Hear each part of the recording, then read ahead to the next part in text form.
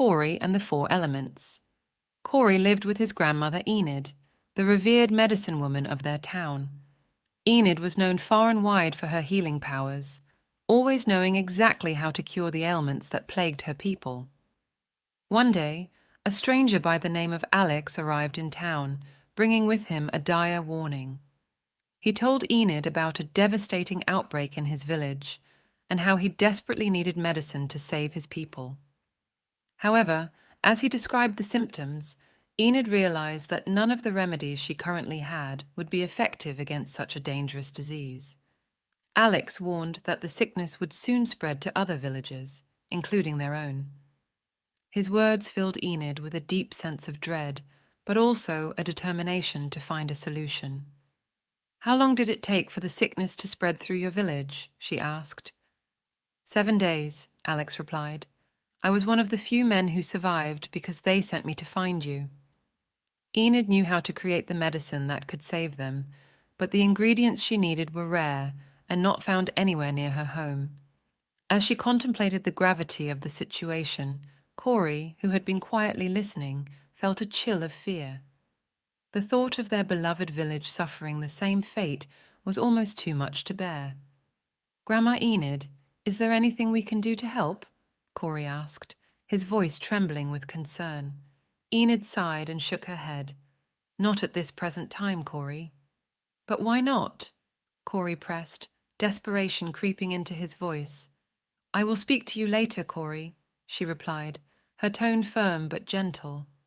With a heavy heart, Enid expressed her condolences to Alex for the lives lost in his village and bid him farewell, knowing that the battle against the impending threat had only just begun.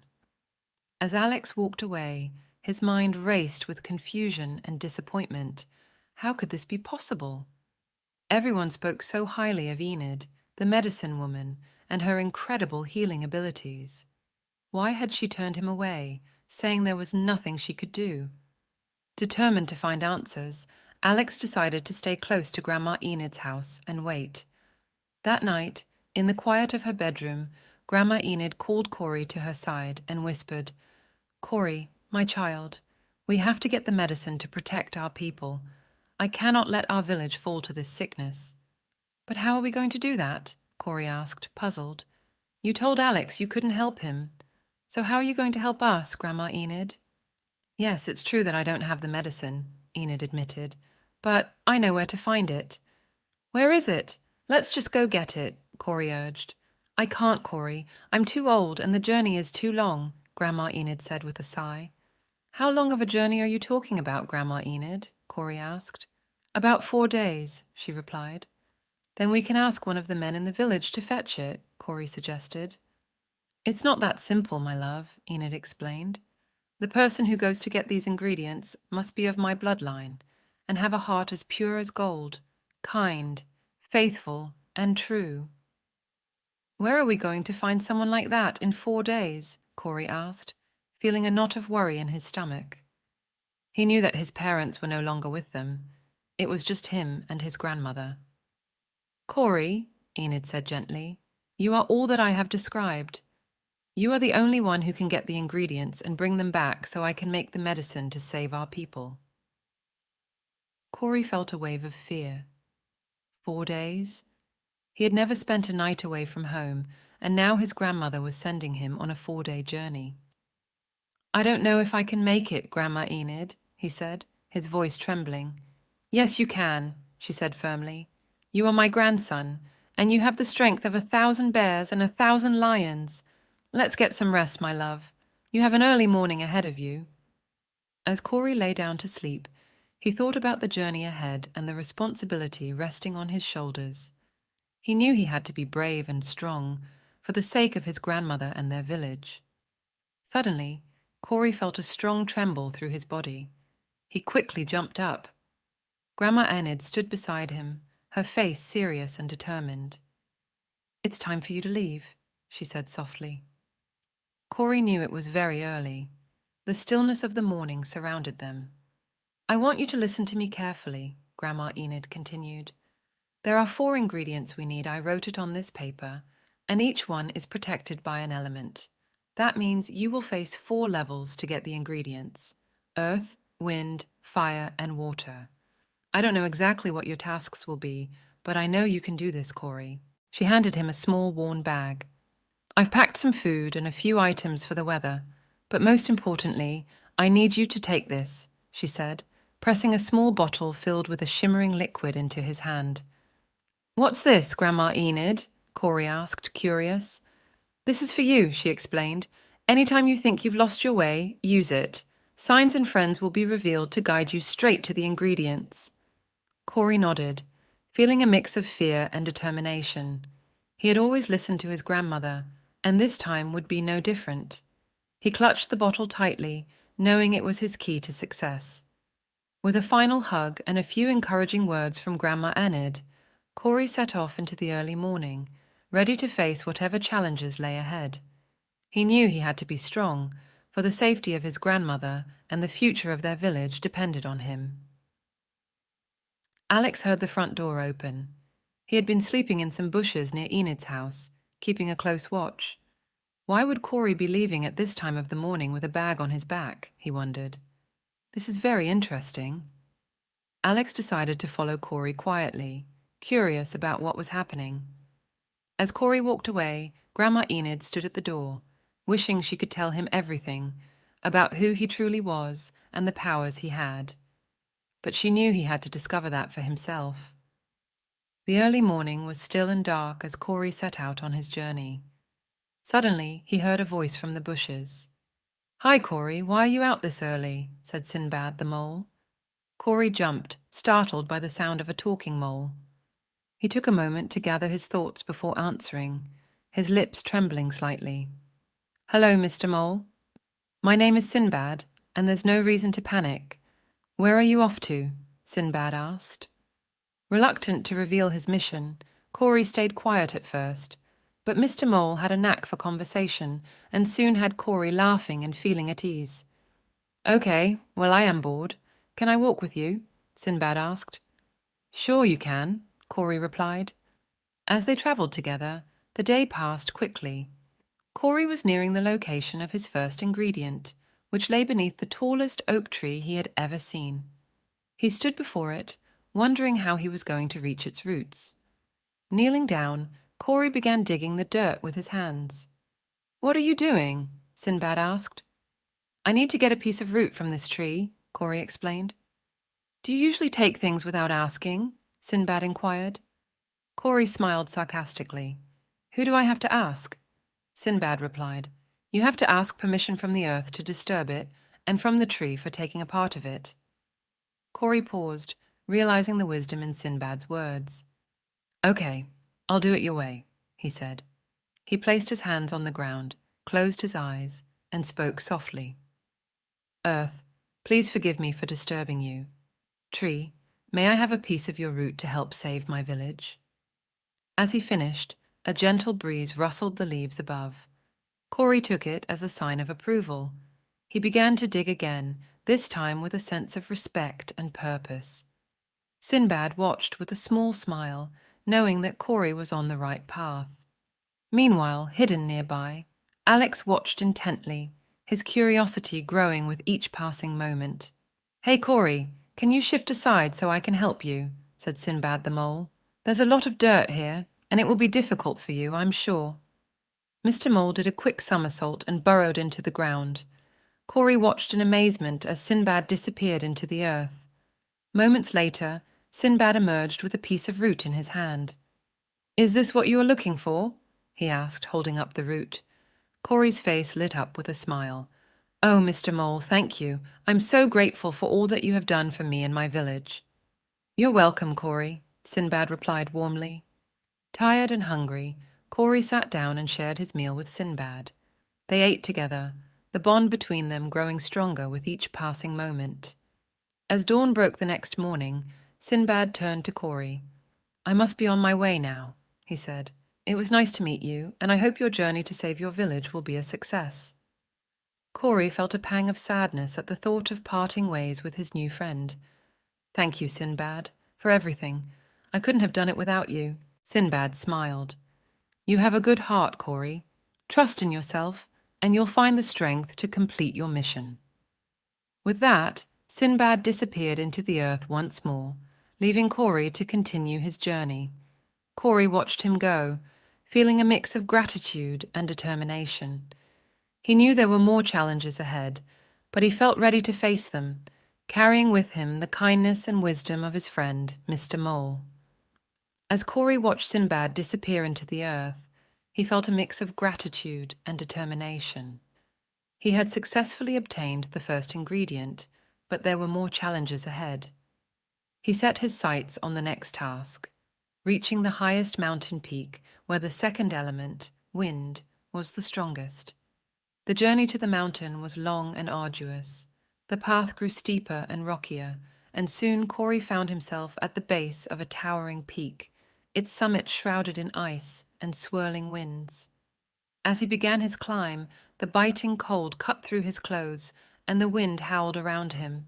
Cory slipped and fell several times, each fall sapping his strength and resolve. Just when he thought he couldn't go on, he heard a gentle voice. "Need some help?" Cory looked up, startled, to see a sturdy mountain goat standing nearby, its eyes kind and understanding. "Hello there," Cory said, shivering. "Are you here to help me?" "Of course," the mountain goat replied. "The climb is tough, but you're not alone. Let's get you to the top." Cory smiled, grateful for the unexpected ally. The goat positioned itself beside him, providing support and guidance.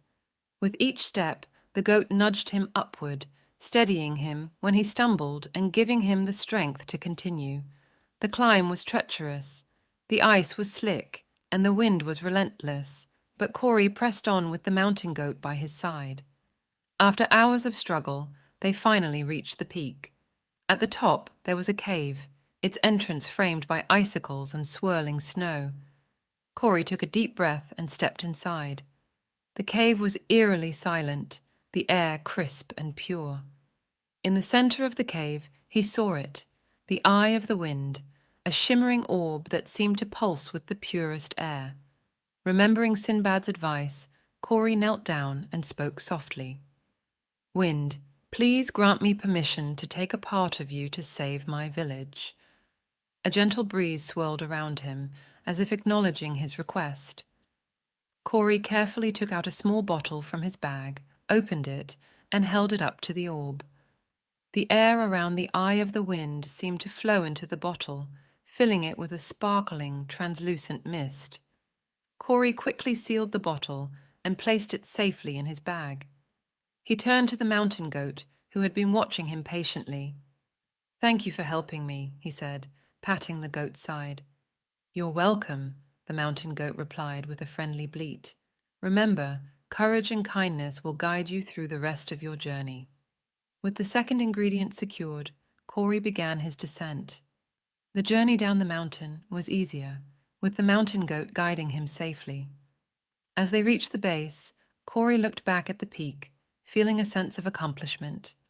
He knew there were still more challenges ahead, but with each step, he grew more confident in his abilities.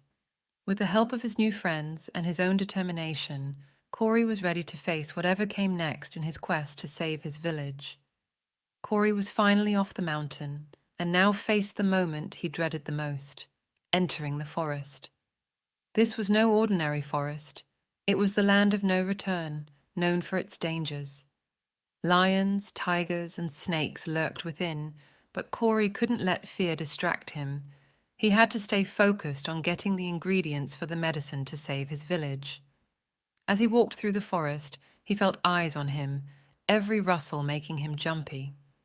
Suddenly, a hissing voice broke the silence. "Hello, Cory. What do you have in that bag of yours?" The voice slithered through the air like a venomous whisper.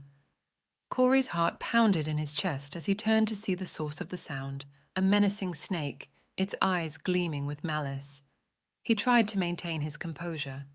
"What I have doesn't concern you," he replied, his voice trembling slightly. The snake's hiss grew louder, its rattling tail adding to the tension. "No, you are wrong," it spat. "Everything in this forest belongs to me, including you." Cory's breath quickened as he backed away, his mind racing with fear. Suddenly, A powerful roar echoed through the trees, and a wildcat leapt into view, its eyes blazing with ferocity. "Run, Cory, run!" the wildcat snarled, its fur bristling with aggression. With a surge of adrenaline, Cory bolted through the forest, the snake slithering after him with deadly intent. The wildcat moved swiftly, intercepting the snake with a fierce growl, and a violent struggle ensued. Cory dared not look back as he raced through the undergrowth, his heart pounding in his ears. The sounds of the battle faded into the distance as he ran, but he knew he couldn't let fear consume him. He had a mission to complete, and his village depended on him. After what felt like an eternity, Cory stumbled upon a clearing in the forest, a sanctuary amidst the chaos. He paused to catch his breath, his mind still reeling from the encounter. Just as he began to gather his thoughts, the wildcat emerged from the shadows, its gaze fierce, yet somehow comforting. "Are you okay, Cory?" it asked, concern evident in its eyes. Cory nodded gratefully, his voice barely above a whisper. "Yes, thanks to you. Thank you for keeping the snake away from me." The wildcat gave a solemn nod, its gaze lingering on Cory for a moment longer before disappearing back into the forest. Cory felt a surge of gratitude for his unexpected savior, knowing that he owed his life to the brave and noble creature. Panic set in as he realized he was lost until he remembered the bottle his grandmother had given him.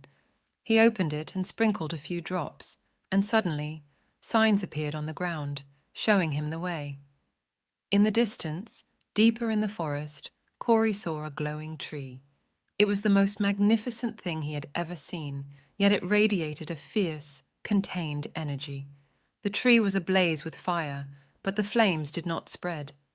Cory approached the fiery tree cautiously and asked, "May I have a piece of one of your burnt branches for some ashes?"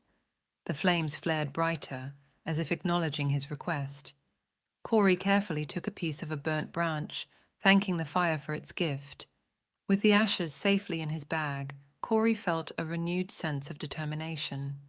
He knew more challenges awaited him, but he was ready to face them, carrying the fire's warmth and the wildcat's bravery with him. He set off deeper into the forest, determined to find the next ingredient and save his village. As Cory walked through the dark forest, he noticed that the deeper he ventured, the brighter the forest became. The sweet singing of the birds grew louder, filling the air with an enchanting melody. Cory could hardly believe what he was hearing.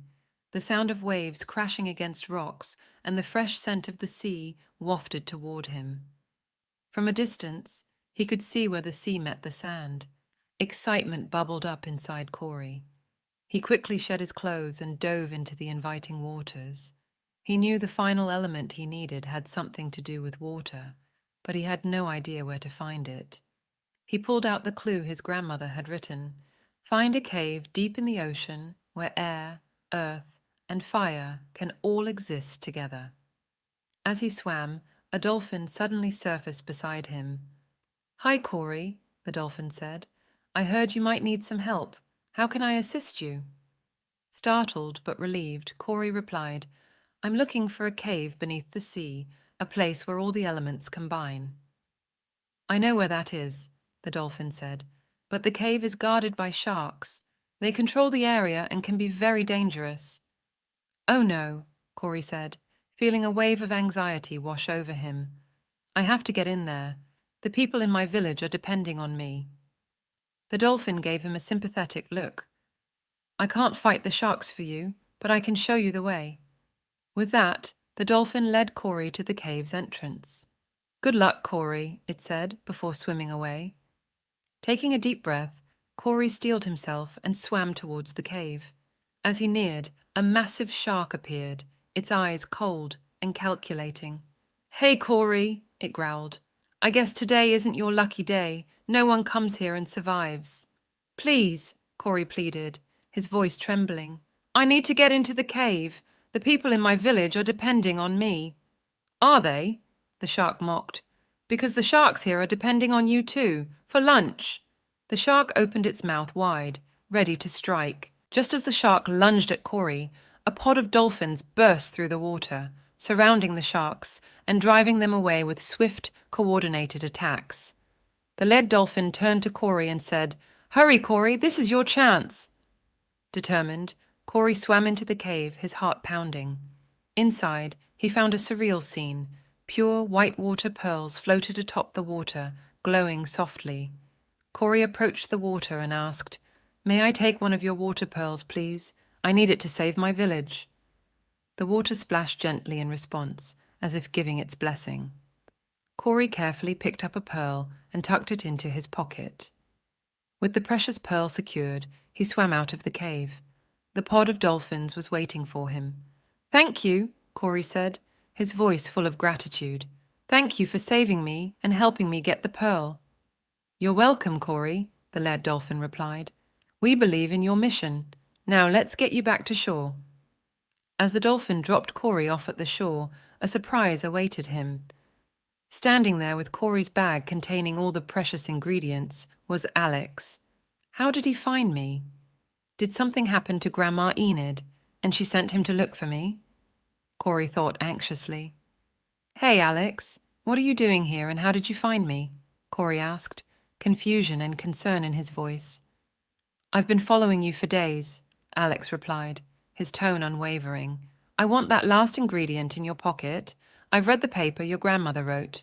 Please, we can take it to my grandma together. I'm sure she can make enough medicine for everyone," Cory pleaded. "No," Alex said firmly. "I want the ingredients. My village needs it. Hand over the water pearl." Cory's eyes narrowed. "Give me my bag, Alex, or else." "Or else what?" Alex challenged. Suddenly, the bleat of a ram, the roar of a wildcat, the somersaulting of a mole, and the chattering of the pod of dolphins filled the air, creating a cacophony that startled Alex. He looked around in fear as the animals surrounded him, their collective presence overwhelming.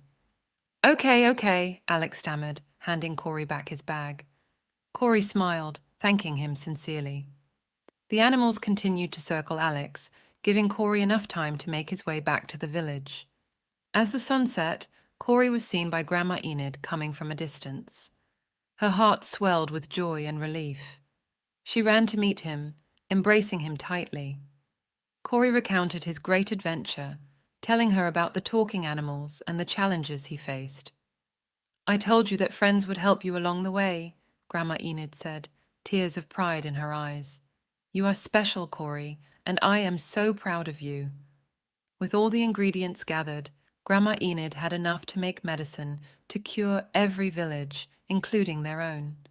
The entire village celebrated Cory's return and the success of his mission. They all gathered around as Grandma Enid prepared the medicine, her hands working with the knowledge and wisdom she was renowned for.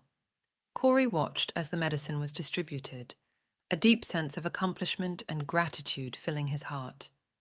He knew that his journey had not only saved his village, but had also shown him the importance of bravery, kindness, and the strength of unity. As the village rejoiced in their restored health, Cory and Grandma Enid stood together, looking out over their happy, healthy community. Cory knew that no matter what challenges lay ahead, he had the courage and the friends to face them. And so, with the village healed and stronger than ever, Cory's incredible journey came to an end, leaving a legacy of hope, resilience, and the power of friendship that would be remembered for generations to come.